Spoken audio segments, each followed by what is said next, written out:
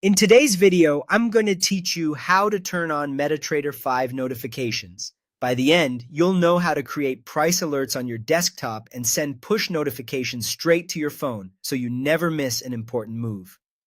Start on the MT5 desktop platform. Open the app and look at the bottom area for the Toolbox panel. Inside the toolbox, switch to the Alerts tab. Right-click anywhere in that tab and choose Create.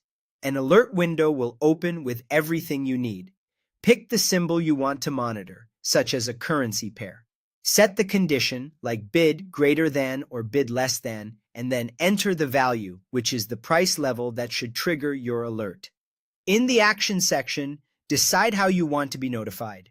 Sound to play a beep on your computer, notification to send a push to your phone, or mail if you've already configured email alerts. Click OK to save. From now on, when your condition is met, the alert will fire using the actions you selected.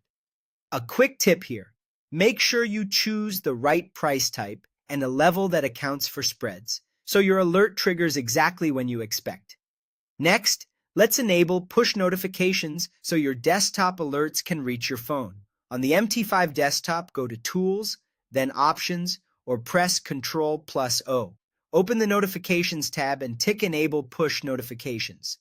Paste your MetaQuotes ID into the field. This ID comes from the MT5 mobile app and links your desktop to your phone. If you want trade execution messages too, tick Notify of trade transactions. Click Test to send a trial push and confirm your phone receives it, then click OK to save. Once this is set, any alert you created with action set to notification will be delivered to your device. Here's how alerts behave in general. You can get a sound on your PC, pop-up messages inside MT5, push notifications on your phone, and, if you've configured SMTP details, email alerts as well. A few important rules to keep things reliable. Your MT5 desktop must be running for push notifications to be sent.